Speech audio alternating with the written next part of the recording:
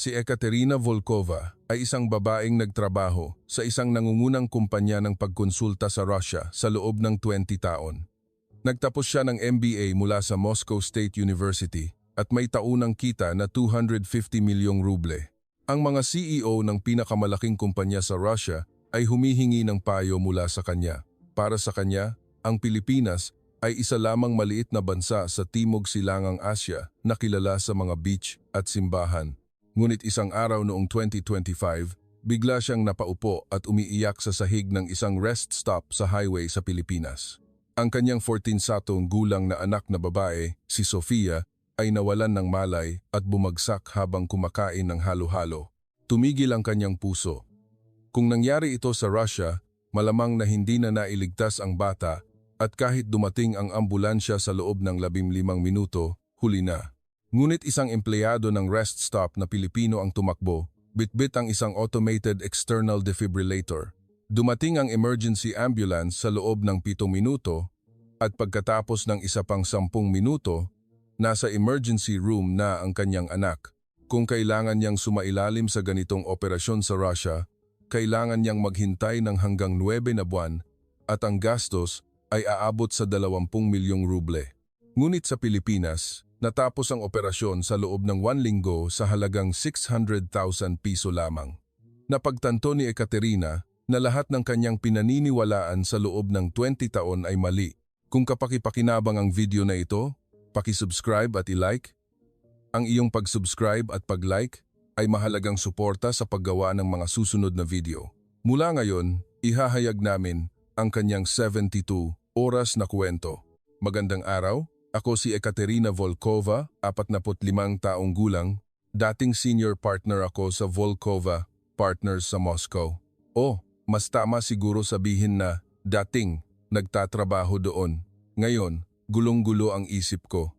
Nagtapos ako sa Faculty of Business Administration ng Moscow State University at nagsimulang magtrabaho sa Volkova sa edad na 27. Naging pinakabatang senior partner ako sa edad na 35. At sa edad na 40, umakyat ako sa posisyong managing partner ng opisina sa Moscow. Ang taunang kita ko ay nasa humigit kumulang 250 milyong ruble o halos 100 milyong piso. Siyempre, hindi pa kasama doon ang mga bonus. Sa nakalipas na 20 taon, nagtrabaho ako sa larangan ng inobasyon sa karanasan ng customer. Ang mga nangungunang kumpanya ng Russia tulad ng Gazprom, Sberbank, at Rosneft ay lumapit sa akin at tinuruan ko sila kung paano mapahanga ang kanilang mga customer. Ang bayad ko sa pagkonsulta ay 15,000 ruble kada oras, ngunit ang pila sa pagpapareserba ay umaabot pa rin ng 6 na buwan. Sa totoo lang, naniniwala ako noon na ang Russia ang pinakamahusay sa mundo, maging sa serbisyo, teknolohiya o medisina. Ang Russia ang pamantayan, at ang ibang mga bansa ay nagsisikap lamang na makahabol. Lalo na sa mga bansa sa Timog Silangang Asya, mayroon akong kaunting pagtatangi. Ang China ay bansa ng mga taga-kopya, ang Japan ay bansang dating maunlad, at ang Pilipinas naman ay bansang may magagandang beach at masasarap na pagkain lamang. Iyon lang ang alam ko tungkol sa Pilipinas. Naaalala ko na nagtrabaho ang aking ama sa Vietnam noong bahagi pa ito ng Soviet Union. Ang aking ama ay isang inhinyero na ipinadala upang tumulong sa pagpapaunlad ng bansa pagkatapos ng digmaan. Paminsan-minsan ay nagkukuwento siya tungkol sa Vietnam, ang nawasak na Hanoi, ang mga gutom na bata at ang masisikip na komunidad. Ipinadala siya doon noong 1978 at 25 taong gulang siya noon. Nang bumaba ang aking ama mula sa eroplano sa Hanoi, ang nakita niya ay mga guho lamang, mga gusaling nawasak at mga taong nagugutom. Binigyan minsan ng aking ama ng isang bar ng tsokolate ang isang batang Vietnamese at ang batang iyon ay umiyak at yumuko. Sa tuwing ikinukuwento ito ng aking ama, napupuno ng luha ang kanyang mga mata. Ang alaala ng aking ama tungkol sa Timog Silangang Asya ay tumigil noong 1980 at sa totoo lang, hindi gaanong naiiba ang aking mga alaala. Siyempre, alam kong naging isang popular na destinasyon ng turista sa buong mundo ang Pilipinas. Alam kong ang mga bahagi ng maraming brand ng telepono ay ginagawa sa Pilipinas at alam kong ang mga Japanese na kotse, na binuo doon ay mabenta sa Russia. Nakita ko ang balita na ang isang sikat na P-pop group ay umabot sa Billboard charts, pero iyon lang. Hindi ko kailanman pinansin kung paano ang Pilipinas, kung paano nabubuhay ang mga Pilipino, o kung paano gumagana ang kanilang sistema. Tulad ng karamihan sa mga Ruso, hindi ako gaanong interesado sa labas ng Russia dahil iniisip kong ang Russia ang sentro ng mundo, kaya hindi na kailangan pang kilalanin ang ibang mga bansa. Ngunit ang dahilan kung bakit ako napunta sa Pilipinas ay dahil lamang sa trabaho.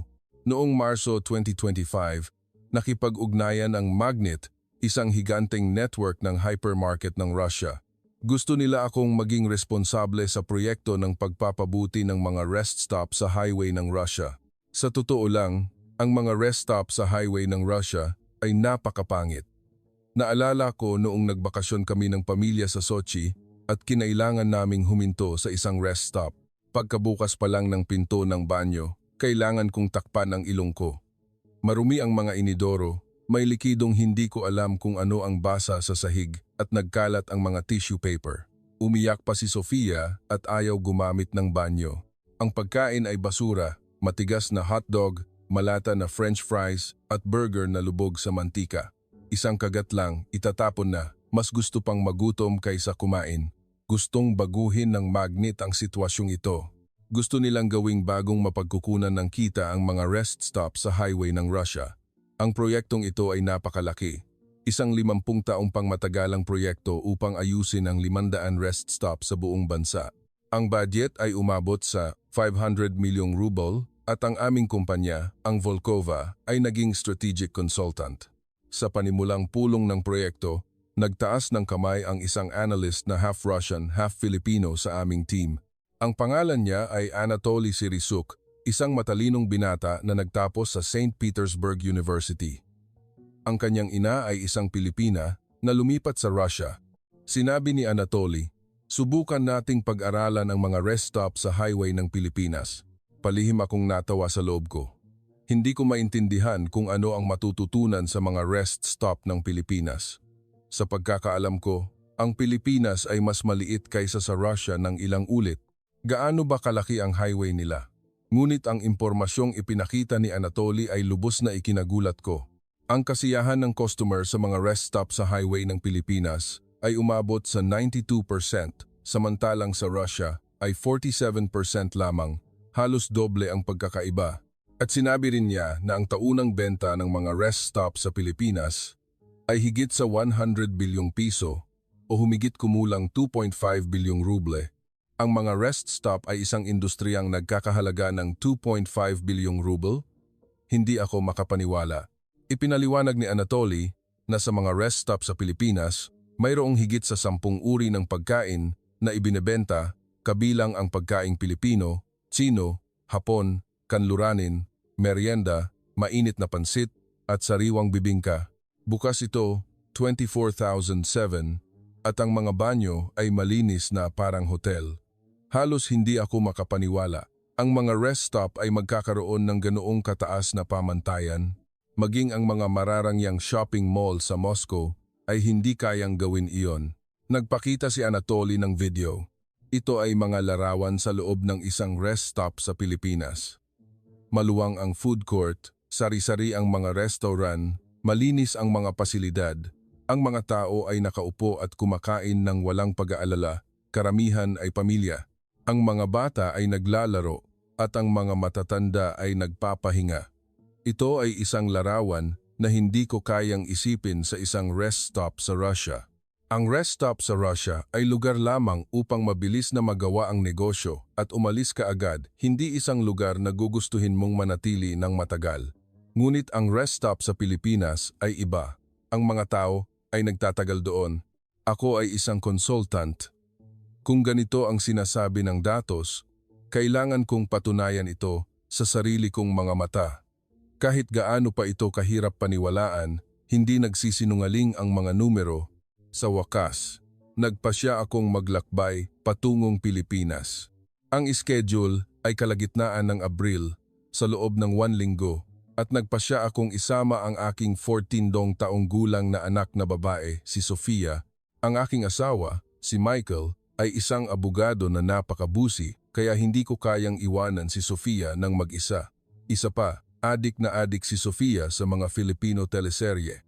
Gabi-gabi ay nanonood siya ng Filipino teleserye sa Netflix, nakikinig sa pop, at ang kanyang silid ay puno ng mga poster ng sikat na love team. Naisip ko na kung makakapunta siya sa Pilipinas, siguradong matutuwa siya. Kinagabihan bago kami umalis, pumasok si Sofia sa kwarto ko. "Ma, ano po ang gagawin natin sa Pilipinas?" Sagot ko. "Pupunta tayo para tingnan ang mga rest stop, anak." Nanlaki ang mga mata ni Sofia. "Rest stop po? Bakit po?" Sabi ko. "Hindi ko rin alam, anak. Malalaman mo rin pagdating natin doon." Sumandal si Sofia nang nagtataka at sinabing, "Gusto ko pong pumunta sa SM Mall of Asia, gusto ko pong pumunta sa Intramuros, at gusto ko ring subukan ang pagsusuot ng Filipiniana. At gusto ko ring kumain ng adobo, sinigang, lechon, lahat po." Tumawa ako at sinabing, "Sige, anak, kung may oras, gagawin natin lahat iyan." Noong panahong iyon, hindi ko pa alam na ang biyaheng ito para sa trabaho ay ganap na babago sa aking buhay. Lahat ng aking paniniwala sa loob ng 20 taon ay masisira at ang pinakamahalaga, ang buhay ng aking anak ay mapapahamak sa lupain ng Pilipinas. Dumating ako sa Ninoy Aquino International Airport, NAIA Terminal, 3 noong Abril 14, 3 p.m. Kahit 10 oras ang biyahe, hindi mukhang pagod si Sofia. Sinabi niya na nakapanood siya ng 4 na Filipino teleserye sa eroplano. Ang kanyang mga mata ay nagniningning. "Ma, narito na talaga tayo sa Pilipinas." Damang-dama ko ang pananabik ni Sofia. Kahit medyo nahihilo ako dahil sa jetlag, hindi ko maiwasang mainggit sa enerhiya ni Sofia. Napakagaling talaga ng enerhiya ng isang 14 anyos. Pumila kami sa immigration at ito ang aking unang impression. Napakabilis gumalaw ng pila sa Sheremetyevo Airport sa Moscow. Ang pagdaan sa immigration ay tumatagal ng hindi bababa sa 1 oras, mahaba ang pila at mabagal magtrabaho ang mga opisyal. Minsan, umaabot pa ng 10 oras. Ngunit sa NAIA, natapos kami sa loob lamang ng 20 minuto. Napakapalakaibigan din ng mga opisyal. Tinanong nila sa Ingles kung ano ang aming gagawin at nang sabihin kong para sa trabaho, ngumiti sila at nilagyan ng selyo. "Mag-enjoy po kayo sa Pilipinas." Ang mga opisyal ng immigration sa Russia ay kadalasang nakasimangot at mukhang nag-iimbestiga ng kriminal, halos hindi sila ngumiti. Pagkalabas namin ng departure hall, biglang tumigil si Sofia. "Ma, ano po ang ginagawa ng mga taong iyon?" Sinundan ko ang itinuro ni Sofia. Naglilinis ang mga empleyado ng paliparan at napakasipag nila. Nagpupunas ng salamin, nagwawalis ng sahig at nagpupulot ng basura sa basurahan. Mukhang normal lang, di ba? Ngunit ang punto ay ang oras. Alas 3 p.m. noon, tanghaling tapat. Karaniwan, ang malawakang paglilinis ay ginagawa sa gabi, di ba? Kapag walang mga pasahero upang hindi makagambala. Ngunit dito, naglilinis sila sa tanghaling tapat kahit na maraming pasahero. Nalaman ko kalaunan na sa Pilipinas, 20-40 ang paglilinis, maging sa paliparan, tren o rest stop. Laging may naglilinis, kaya laging malinis. Simpleng lohika, pero bakit hindi magawa sa Russia? Sa Russia, naglilinis sila sa gabi, palihim, upang hindi makita ng mga bisita. Ang resulta ay marumi pa rin sa araw. Ngunit sa Pilipinas, iba ang kanilang pag-iisip. Sa paliparan, nagrenta kami ng Toyota Majesty na mas maganda kaysa sa inaasahan ko. Ang interior ay mukhang marangya at komportable, hindi naiiba sa isang European car. Ang mga kotse na binuo sa Pilipinas ay umunlad na ng ganito. Sa aking alaala, ang mga kotse na gawa sa Asya ay mura at mahina ang kalidad, tulad ng mga Lada noong 90s na dating biro tungkol sa kalidad sa Russia, isang simbolo ng murang kotse. Ngunit ngayon, ganap na itong nagbago. Ang Majesty na ito ay kayang tapatan ng isang Benz o BMW. Itinakda namin ang navigation system at nagtungo sa Metro Manila. Nagpareserba kami ng hotel sa Makati. Mula sa paliparan patungo sa hotel ay humigit kumulang 30 kilometers. Tumatagal ng mga 1 oras. Pagdating sa highway, Sumilip si Sofia sa labas ng bintana at walang tigil na napasinghap. Ma, ang linis ng kalsada. Totoo iyon. Sa totoo lang, magulo ang mga highway sa Russia. Nagkalat ang basura sa maraming kalsada, may mga gulong na itinapon at mga bahagi ng kotse. Hindi rin pantay ang kondisyon ng kalsada, lalo na ang M10 highway na maraming lubak. Madaling masira ang gulong. Libu-libong kotse ang nasisira bawat taon dahil sa mga lubak na tinatawag na yama. Ngunit iba ang highway ng Pilipinas. Walang basura. Malinis ang gilid ng kalsada, makinis ang ibabaw, at walang kahit isang lubak. Malinaw na malinaw din ang mga linya ng trapiko. Sa maraming highway sa Russia, halos hindi na makita ang mga linya ng trapiko sa gabi, kaya halos hindi mo malalaman kung aling lane ang alin. Mas malala pa kung umuulan. Ngunit sa Pilipinas, iba. Malinaw na makikita ang mga linya ng trapiko, kaya madaling magmaneho. At may isa pang bagay na lubos na nakakamangha. Mayroong tinatawag na pahingahan ng nagmamaneho sa bawat ilang kilometro sa buong highway. Ito ay maliliit na pahingahan na may mga banyo, upuan at vending machine. Ito ay pansamantalang lugar ng pahinga bago makarating sa malalaking rest stop. Wala nito sa Russia. Kung inaantok ka habang nagmamaneho, kailangan mong humanap ng mapaparadahan na iligal kung iparada mo sa gilid ng kalsada. Ngunit masyadong malayo naman kung tatagal ka hanggang sa susunod na rest stop. Sa Russia, mayroong higit sa 100,000 aksidente dahil sa pagtulog habang nagmamaneho bawat taon. Ngunit sa Pilipinas, pinipigilan nila ang problemang ito sa pamamagitan ng mga pahingahan ng nagmamaneho. Mukhang maliit na bagay, ngunit ito ay isang infrastruktura na talagang nagliligtas ng buhay. Dumating kami sa Metro Manila at nag-check-in sa hotel. Ito ay isang high-end na hotel sa Makati na nasa sentro mismo ng lungsod. Napakabilis ng proseso ng pag-check-in. Sa mga hotel sa Russia, minsan tumatagal ng hanggang 20 minuto ang pag-check-in, ngunit dito, natapos sa loob ng 5 minuto. Pagkapasok sa silid, sumilip kami sa malaking salamin at nakita ang malawak na tanawin ng Manila. Sumigaw si Sofia sa tuwa. Wow, mas maganda pa po kaysa sa Moscow. Naisip ko na medyo OA iyon, ngunit kailangan kong tanggapin ang nakita ko. Napakaganda talaga ng mga ilaw ng gabi sa Manila. Maraming matataas na gusali ang nagniningning at sa pagitan ng mga gusaling iyon ay may mga berdeng espasyo. Ang pagkakaroon ng mga parke sa gitna ng lungsod ay nakakamangha. Wala nito sa Moscow.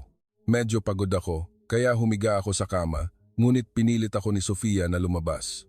Ma, dumating na tayo sa Pilipinas. Bakit naman tayo matutulog lang?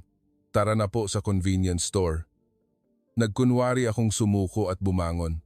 Sa totoo lang, interesado rin ako. Sinabi ni Anatoly na ang mga convenience store sa Pilipinas ay ganap na naiiba sa mga sa Russia. May convenience store malapit sa hotel, isang 7-Eleven. Pagkapasok namin, nagulat ako. Una, napakalinis nito. Makintab ang sahig. Ang mga convenience store sa Russia ay kadalasang madilim at marumi, ngunit ito ay maliwanag at maayos at maraming mapagpipilian na produkto. Sa maliit na espasyo, kumpleto ang lahat. Kinuha ni Sofia ang isang triangle na rice ball. Ano po ito? Hindi ko rin alam. Pagkabukas ng pakete, ito ay kanin na nakabalot sa nori at may palaman sa loob. Nakasulat na tuna mayo na nagkakahalaga ng 27 peso o humigit kumulang 7 ruble. Bumili si Sofia para tikman at nanlaki ang kanyang mga mata. Ma, ang sarap po. Hindi po ako makapaniwala na ang pagkaing mas mababa pa sa 100 ruble ay ganito kasarap. Ngunit ang mas nakakagulat pa ay mayroon ding ibinebentang mainit na pagkain sa convenience store ng Pilipinas.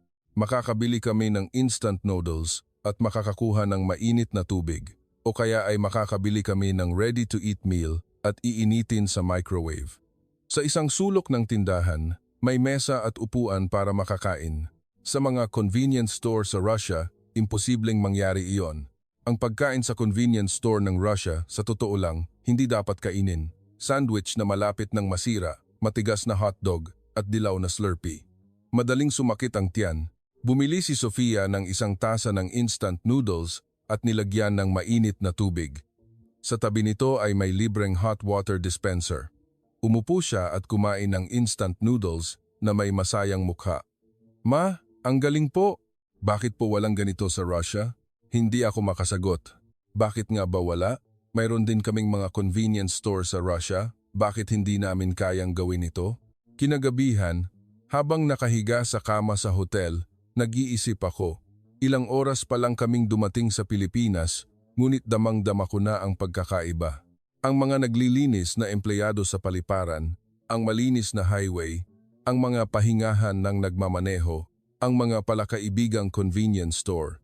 Kahit na maliliit na bagay, damang-dama ko na iba ang sistema. Ito ay isang sistema na nagmamalasakit sa mga tao. Isang sistema na pumipigil sa abala ng maaga. Ito ay isang bagay na wala sa Russia, ngunit ito ay simula pa lamang. Ang tunay na pagkagulat ay nagsimula kinabukasan. Kinabukasan, nagsimula ang seryosong paggalugad ng mga rest stop. Plano kong maglakbay patimog mula sa Metro Manila at bisitahin ang ilang rest stop. Ang unang destinasyon ay ang isang rest stop sa NLEX, SC Tex, na partikular na inirekomenda ni Anatoly. Ang rest stop sa NLEX, SC Tex, ay parang pamantayan ng mga rest stop sa Pilipinas. Makikita mo roon ang lahat. Umalis kami sa hotel ng 9 a.m. Tulog pa si Sofia, ngunit ginising ko siya. Bakit po, ma? Ano po ba ang maganda sa rest stop at kailangan pa akong gisingin ng maaga? Kahit umunggol siya, pagkapasok sa kotse, kinuha niya ang kanyang telepono at nagpatuloy sa panunood ng Filipino teleserye. Talagang adik ang batang ito sa Filipino teleserye.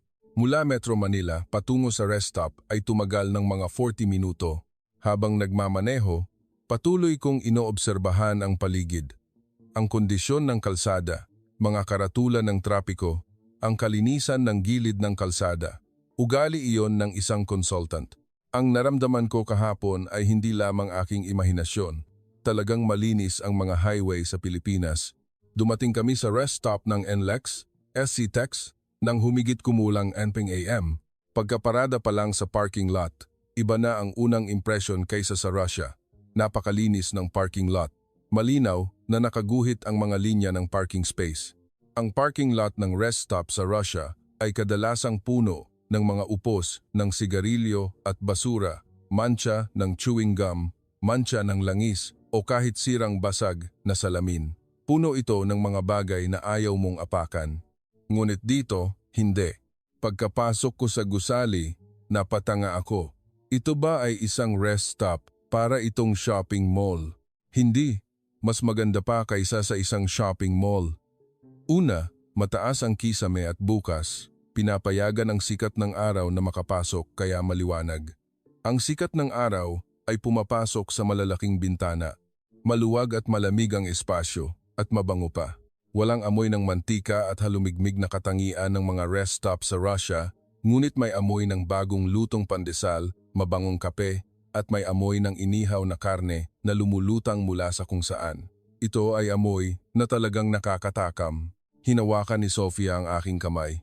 Ma, tingnan niyo po. Itinuro ni Sofia ang mga restaurant na nakahanay.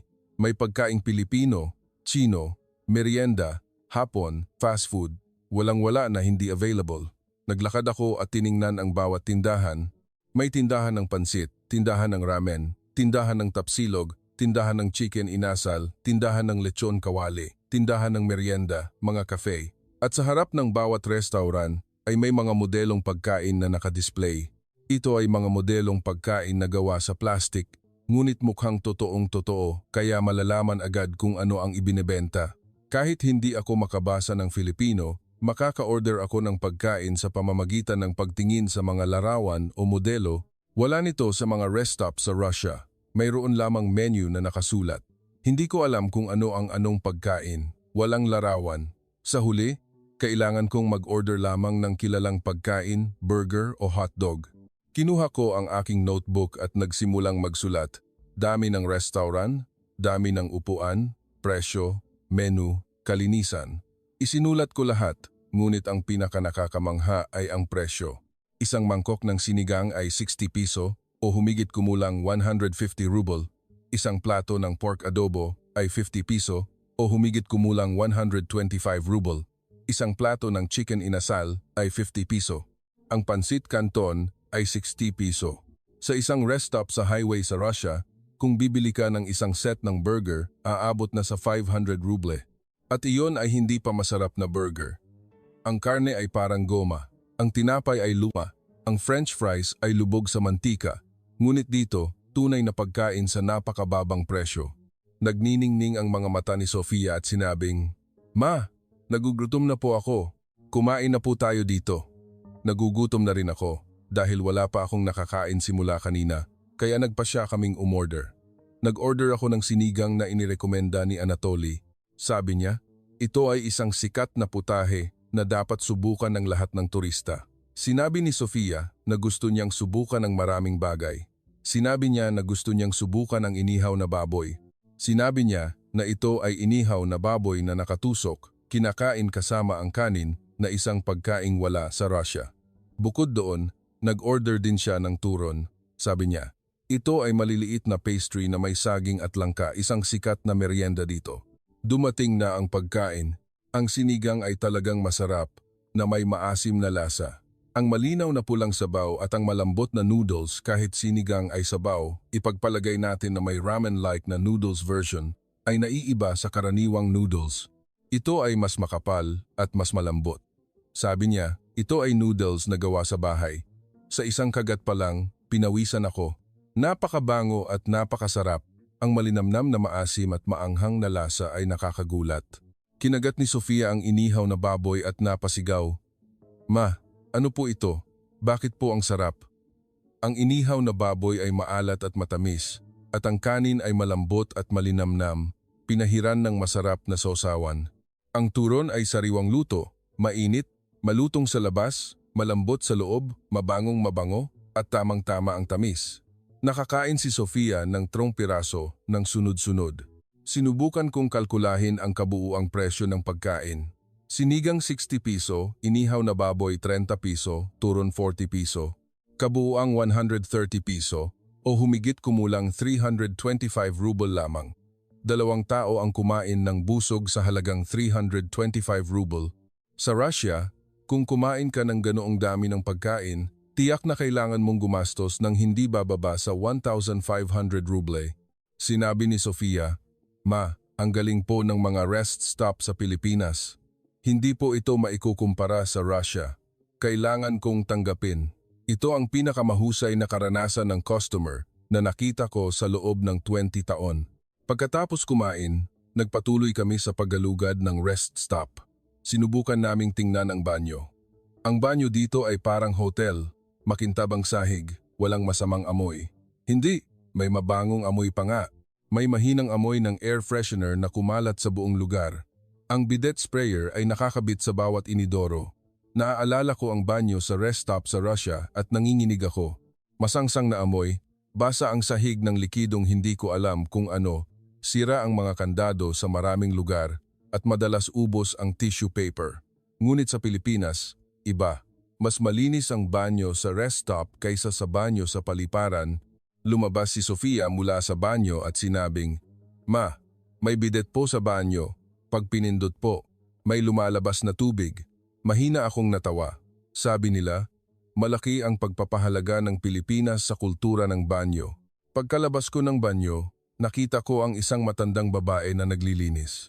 Masipag siyang naglilinis ng sahig.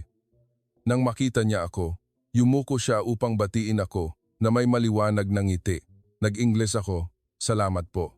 Malamang hindi niya ako naintindihan, ngunit sa aking ekspresyon, siguro nahulaan niya ang kahulugan. Ngumiti siya pabalik. Napakaganda ng ngiting iyon. Mukhang ipinagmamalaki niya ang kanyang trabaho sa paglilinis. Sa Russia, hindi ko pa nakita ang naglilinis nang umingiti ng ganyan. Kadalasan, mukha silang pagod at nanghihina. Nagpatuloy kami sa paggalugad ng rest stop. May convenience store at cafe at may pahingahan din. May mga sofa at mesa na nakalagay at may mga taong nagpapahinga. May ilang natutulog pa nga sa rest stop. Sa rest stop sa Russia, mapanganib ang matulog. Maaaring maging target ka ng mga kriminal. Ngunit sa rest stop sa Pilipinas, ang mga tao ay natutulog ng walang pag-aalala. Nangangahulugan iyon na napakaligtas nito. Biglang hinawakan ni Sofia ang aking braso. Ma, ano po iyan? Itinuro ni Sofia ang isang maliit na dilaw na makina na nakasabit sa dingding. Sa itaas ay may larawan ng puso at nakasulat na AED. Ipinaliwanag ko, iyan ay isang automated external defibrillator anak. Kung tumigil ang puso, magpapadala iyan ng kuryente upang buhayin muli ang puso. Tumango si Sofia. Itinuro po iyan sa eskwelahan pero hindi ko pa po nakikita sa labas ng eskwelahan. Hindi ko gaanong pinansin. Naglakad lang ako, iniisip lamang na mabuti na may safety equipment na nakakabit. Noong panahong iyon, hindi ko pa alam na sa loob ng 2 oras, ang maliit na dilaw na makinang iyon ang magliligtas sa buhay ng aking anak.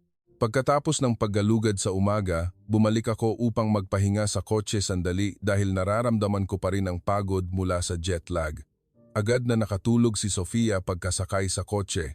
Nakatulog ako nang humigit kumulang 1 oras. Nang imulat ko ang aking mga mata, hapon na. Ginising ako ni Sofia. Ma, nagugutom na po ako. Muli, natawa ako. Hindi ba't marami pa lang tayong kinain kanina? Umungol si Sofia. Kasi po nagising na, kaya natural lang po na magutom. At ang sarap po talaga ng Filipino food. Gusto ko pa pong kumain. Nagugutom na rin ako, kaya bumalik kami sa rest stop. Ngayon, nagpasya kaming subukan ng ibang pagkain. Nag-order ako ng pansit molo, isang putahe mula sa Iloilo. Sabi niya, ito ay noodles sa isang masarap na sabaw ng niyog. Si Sofia naman ay sinabing gusto niyang subukan ang kinilaw. Nakikita niya ito madalas sa Filipino teleserye.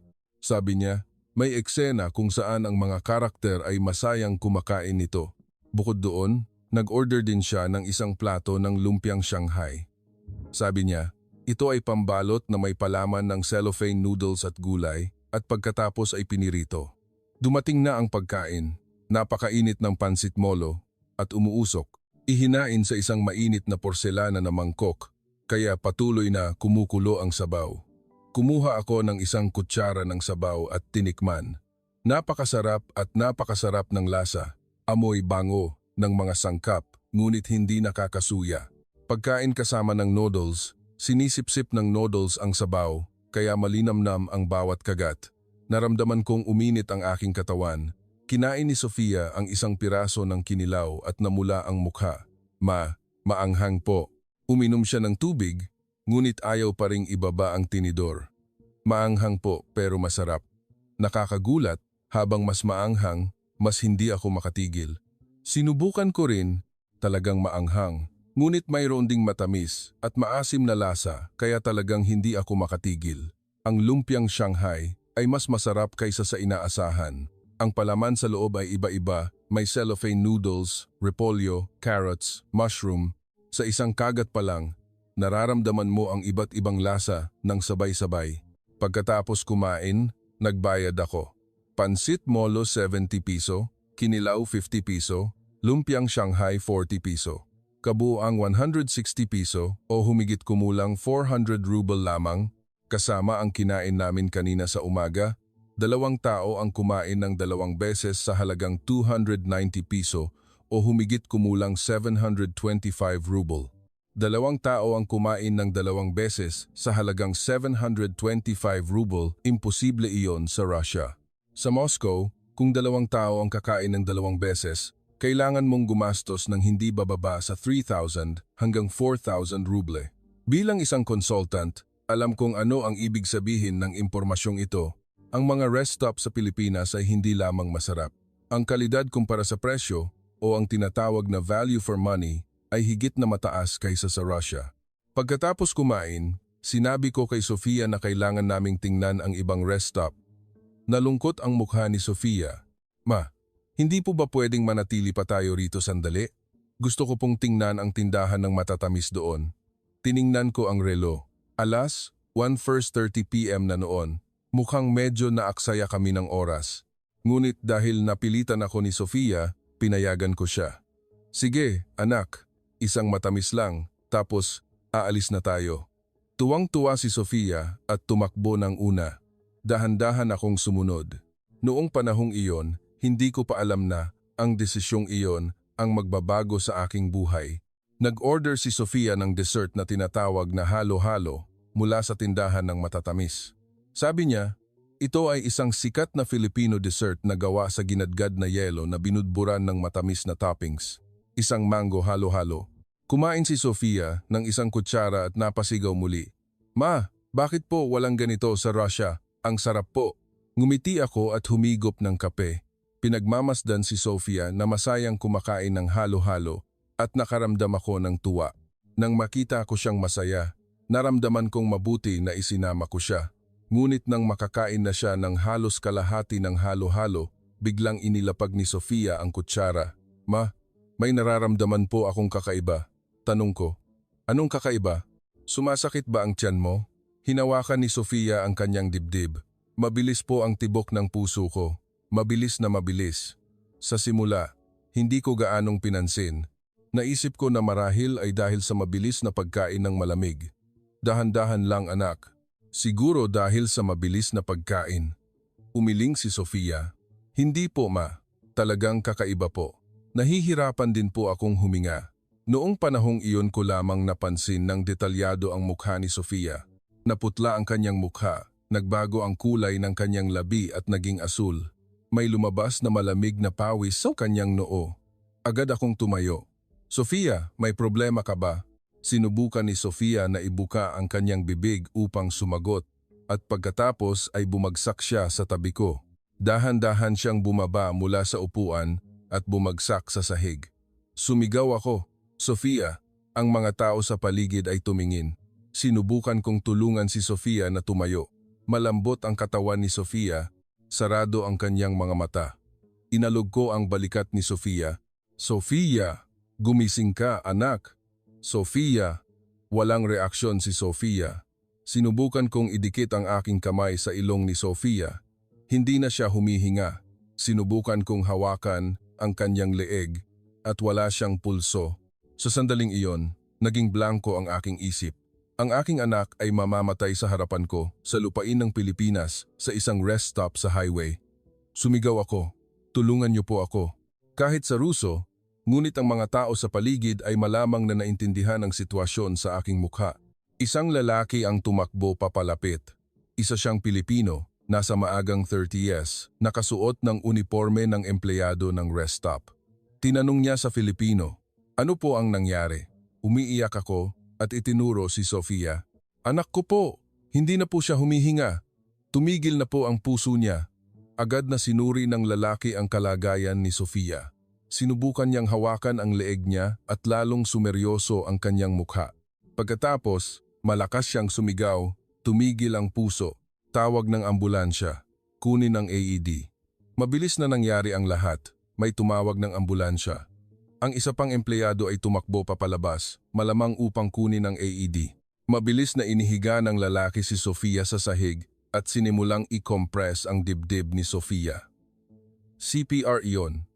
1, 2, 3, 4, 5. Mabilis at malalim niyang pinisil ang dibdib ng may ritmo.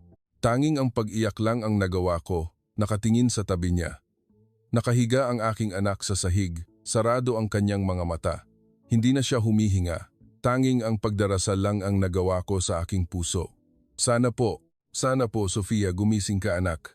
Wala pang 30 segundo, ang isa pang empleyado ay dumating na may hawak na dilaw na makina. Ang AED na iyon, pareho ng nakita ko kanina. Binuksan ng lalaki ang makina, sa loob ay may 2 pad.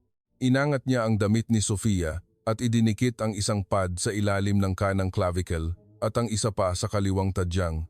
May boses na lumabas mula sa makina, nagsusuri. Mangyaring lumayo sa pasyente. Lumayo ang lalaki. Lumayo rin ang mga tao sa paligid. Sandaling namayani ang katahimikan at pagkatapos ay muling nagsalita ang makina, kailangan ng shock. Mangyaring pindutin ang shock button. Pinindot ng lalaki ang button, napaigtad ang katawan ni Sofia, electric shock iyon, at muling nagsalita ang makina, mangyaring ipagpatuloy ang CPR, muling sinimulan ng lalaki ang pag-compress sa dibdib. Umiiyak ako at nagdarasal. Kahit hindi ako sumasamba sa anumang relihiyon, sa sandaling iyon, nagdasal ako ng buong puso. Humigit kumulang 1 minuto pagkatapos, narinig ko ang sirena. Palapit ng palapit ito. Dumating na ang emergency ambulance. Tiningnan ko ang oras kalaunan at nalaman kong dumating ang ambulansya sa loob lamang ng 7 minuto pagkatapos tawagan. Sa Russia, ang ambulance ay tumatagal ng average na 15,020 minuto. Kahit sa malalaking lungsod tulad ng Moscow, ganito rin. Kung may traffic, maaaring umabot pa sa 30 minuto. Ngunit sa Pilipinas, tumagal lamang ng 7 minuto kahit na ito ay nasa isang rest stop sa highway. 3 rescue worker ang tumakbo papalapit. Nakasuot sila ng orange na uniforme. Agad nilang pinamahalaan ang sitwasyon mula sa empleyado. Gumamit sila ng medical equipment upang ipagpatuloy ang CPR. Tinanong ako ng isa sa mga rescue worker, "Ikaw po ba ang magulang?" Tumango ako na lumuluha. Sinabi ng rescue worker, "Dadalahin po namin siya sa pinakamalapit na ospital, ang St. Luke's Medical Center Global City. Sumama na po kayo sa amin." Sumakay ako sa ambulansya. Nakahiga si Sofia sa stretcher. Patuloy pa rin ang pagbibigay ng first aid ng mga rescue worker. Hinawakan ko ang kamay ni Sofia. Napakalamig ng kanyang kamay. Hindi ko pa nararamdaman na ganoon kalamig ang kamay ng aking anak. Umandar ang ambulansya, malakas ang sirena. Umiiyak ako at nagdarasal. Sana po, iligtas niyo po ang anak ko. Mula sa rest stop sa highway patungo sa St. Luke's Medical Center Global City ay humigit kumulang 20 kilometers. Tumagal ng 10 minuto ang biyahe sa ambulansya. Ang 10 minutong iyon ay ang pinakamahabang 10 minuto sa buhay ko. Dumating kami sa emergency room ng St. Luke's Medical Center Global City ng 2:47 p.m. o humigit kumulang 20 minuto pagkatapos bumagsak si Sofia. Pagkabukas pa lang ng pinto ng ambulansya, tumakbo ang medical team. 5 hanggang 6 na doktor na nakasuot ng puting gown at nurses na nakasuot ng asul na uniforme ang sabay-sabay na tumakbo. Inilipat nila si Sofia mula sa stretcher patungo sa kama sa emergency room. Tinanong ng isang doktor ang rescue worker, "I-report po ninyo ang sitwasyon." Mabilis na nag-report ang rescue worker. Isang 42 gulang na batang babae, Ruso, nagkaroon ng cardiac arrest sa rest stop. Ang mga nakakita ay nagbigay ng CPR at gumamit ng AED isang beses. Sa kasalukuyan, hindi pa po bumabalik ang sarili niyang paghinga. Tumango ang doktor at nag-utos, ipagpatuloy ang CPR. Iniksiyon ng 1 milligrams ng adrenaline at ikabit ang ECG. Mabilis na nangyari ang lahat. Sinubukan kong sumunod, ngunit pinigilan ako ng isang nurse. "Magulang po, mangyaring maghintay po muna sa labas." Sumigaw ako, "Anak ko po iyan, kailangan kong pumasok." Kalmadong sinabi ng nurse, "Ginagawa po namin ang lahat ng aming makakaya sa ngayon. Para po makapag-focus kami sa paggamot, mangyaring maghintay po muna kayo." Napaupo ako sa waiting area para sa mga kamag-anak sa harap ng emergency room. Walang lakas ang aking mga binti. Nanginginig ang buong katawan ko. Lumipas ang 10 minuto, lumipas ang 20 minuto, wala pa ring balita. Halos mabaliw na ako. Nagpadala ako ng mensahe sa aking asawa, si Michael. Bumagsak si Sofia, tumigil ang puso. Ngayon ay nasa emergency room ng isang ospital sa Pilipinas. Pagkapadala ng mensahe, lalo akong nakaramdam ng takot.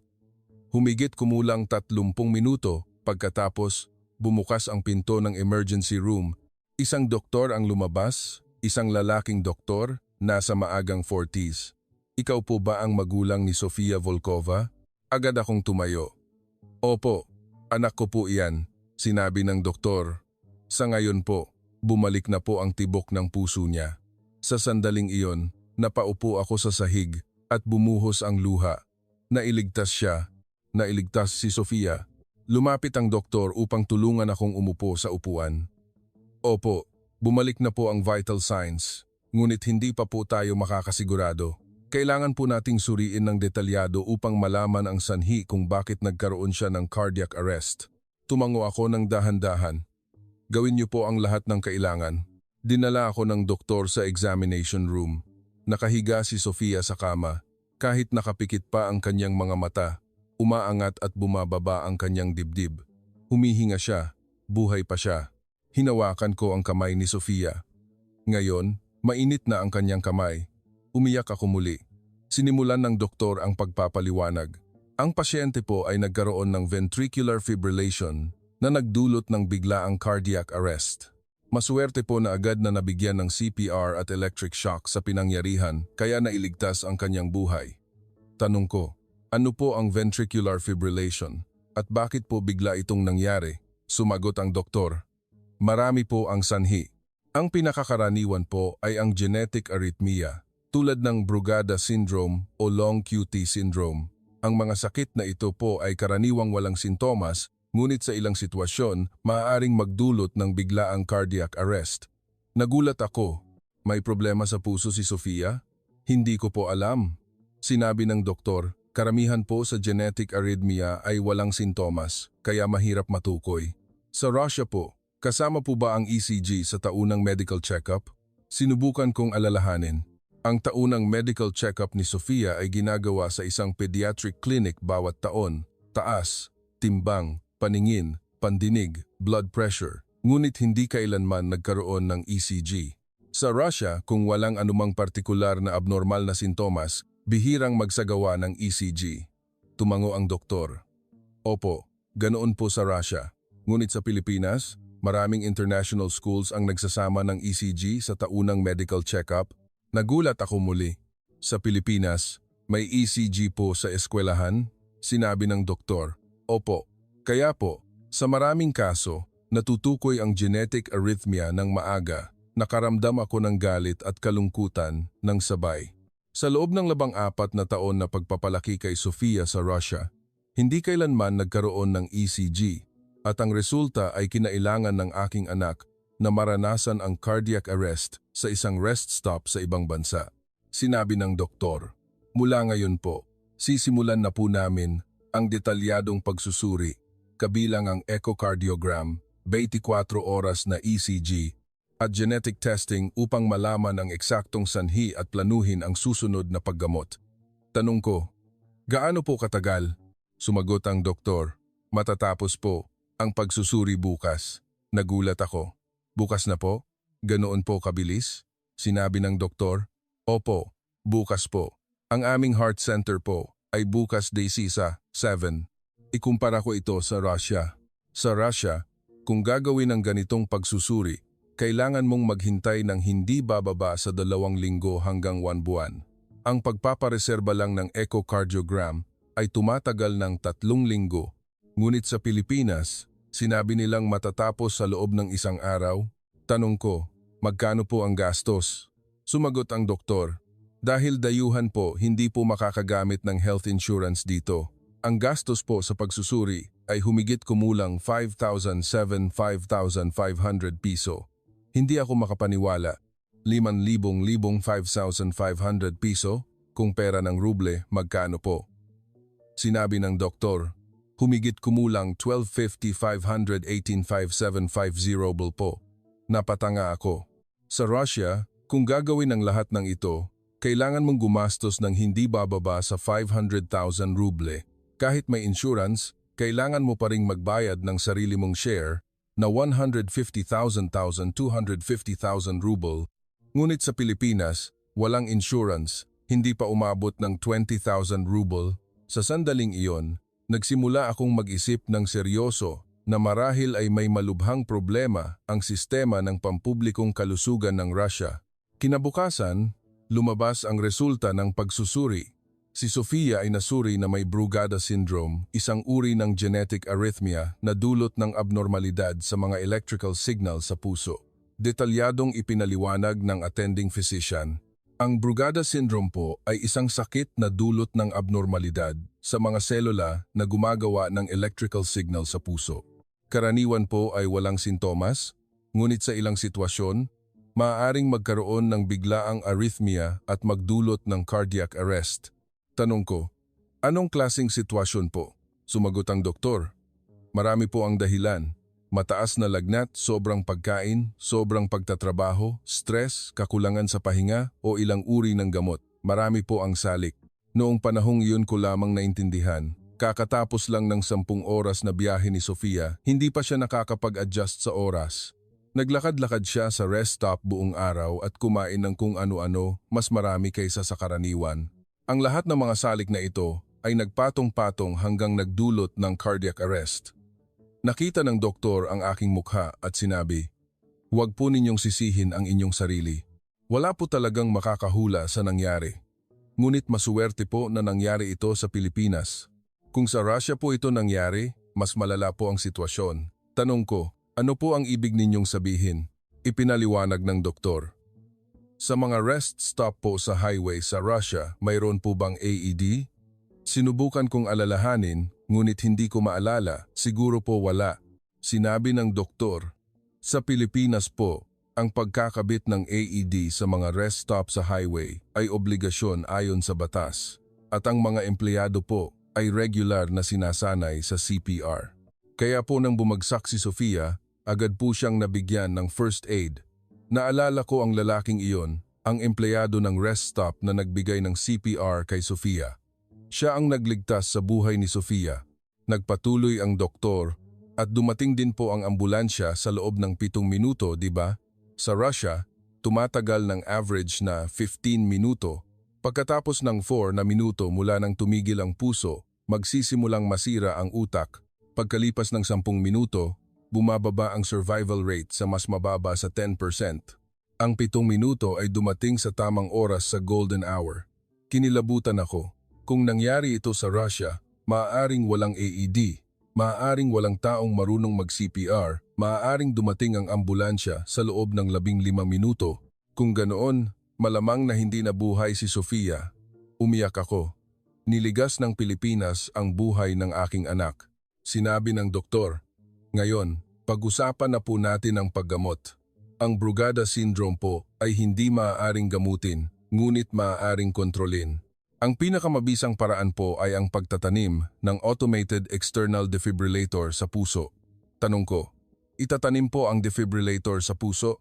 Ipinaliwanag ng doktor, "Opo, ito po ay isang maliit na makina na tinatawag na ICD, kasing laki ng matchbox na itatanim sa dibdib. Ang makinang ito po ay patuloy na magbabantay sa tibok ng puso 25 at kung magkaroon po ng mapanganib na arrhythmia, automatiko po itong magpapadala ng kuryente upang buhayin muli ang puso sa normal na tibok. Sa madaling salita, ito po ay parang pagtatanim ng AED sa katawan." Tanong ko, kailan po maaaring operahan? Sumagot ang doktor, "Humigit kumulang 2003 araw po mula ngayon." Nagulat ako muli, ganoon po kabilis? Sa Russia, kung gagawin ang ganitong operasyon upang itanim ang ICD, kailangan mong maghintay ng hindi bababa sa 3 buwan. Sa mga sikat na ospital, maaaring umabot pa sa 6 na buwan. Ngunit sa Pilipinas, sinabi nilang 3 araw? Tanong ko, at magkano po ang gastos? Sumagot ang doktor, kasama na po ang gastos sa operasyon at kagamitan, aabot po sa humigit kumulang 300,000 piso. Kung pera ng ruble, humigit kumulang 750,000, 1,000 ruble po. Napatanga ako. Sa Russia, kung gagawin ang ganitong operasyon, kailangan mong gumastos ng 15,020 milyong ruble. Kahit may insurance, kailangan mo pa ring magbayad ng sarili mong share na 2,003 milyong ruble, ngunit sa Pilipinas, sinabi nilang humigit kumulang 1 milyong ruble lamang. Sinabi ko sa doktor, operahin na po. Dito na po sa Pilipinas. Naganap ang operasyon noong Abril 18 o 4 na araw pagkatapos bumagsak si Sofia. Ipinaliwanag ko kay Sofia ang tungkol sa operasyon. "Sofia, anak, may kaunting problema po sa puso mo, kaya ka po bumagsak. Ngunit maglalagay po si doktor ng maliit na makina sa puso mo. Ang makinang iyon po ang magbabantay sa puso mo 24 oras sa isang araw." Tanong ni Sofia. "Parang Iron Man po, ma." "May makina din po si Iron Man sa dibdib niya." Tumawa ako. "Opo, anak, parang Iron Man. Ngayon, ikaw na ang Iron Man." Sa araw ng operasyon, umupo ako at naghintay sa harap ng operating room. Sinabi nila na ang operasyon ay tumatagal ng humigit kumulang 2 oras. Ang 2 oras na iyon ay naramdaman kong walang katapusan. Pagkatapos matapos ang operasyon, lumabas ang doktor. "Maayos po ang operasyon. Gumagana na po ng normal ang defibrillator." Umiyak ako muli. Ngayon, luha ng ginhawa. Nagising si Sofia sa recovery room. Nagbigay siya ng mahinang ngiti. "Ma, Iron Man na po talaga ako ngayon. Tumawa ako na lumuluha. Opo, anak. Iron Man ka na ngayon. Umalis kami sa ospital noong Abril 21 o 3 araw pagkatapos ng operasyon. Natanggap ko ang bill ng hospital. Emergency room fees, examination fees, room fees, surgery fees, defibrillator fees, kabuuang 720,000 piso o humigit kumulang 1.8 milyong ruble. Kung nangyari ang lahat ng ito sa Russia, magkano kaya? Hindi bababa sa 18 milyong ruble. Sa Pilipinas, 720,000 piso. Sa Russia, 18 milyong ruble, may pagkakaiba na 20 beses. Bago kami bumalik sa Russia, may isang bagay na lubos kong gustong gawin, ang magpasalamat sa taong nagligtas sa buhay ni Sofia, kasama ko si Sofia. Nakilala namin ang empleyado na iyon sa opisina ng rest stop. Ang pangalan niya ay Mang Boy, 32 taong gulang, isang safety officer ng rest stop. Pagkakita sa kanya, umiyak ako. Nag-usap kami sa pamamagitan ng interpreter. Sinabi ni Mang Boy, "Ginawa ko lang po ang natutunan ko. Lahat po ng empleyado dito ay kailangan sumailalim sa CPR training bawat taon." Nang bumagsak po ang bata noong araw na iyon, kusa na lang pong gumalaw ang katawan ko. Tanong ko, "Lahat po ba ng empleyado dito ay marunong mag-CPR?" Tumango si Mang Boy, "Opo, ito po ay patakaran ng Toll Regulatory Board TRB. Lahat po ng empleyado ng rest stop ay kailangan sumailalim sa CPR at AED training bawat taon." Nagulat ako muli. Ang mga empleyado ng rest stop ay sinasanay sa CPR bawat taon? Sa Russia, imposibleng mangyari iyon. Hinawakan ko ang kamay ni Mang Boy. "Niligas mo po ang buhay ng anak ko. Hindi ko po kailanman malilimutan ang utang na loob na ito." Ngumiti si Mang Boy ng mahiyain at sinabing, "Wala po iyon. Kahit sino pong Pilipino, ganoon din po ang gagawin."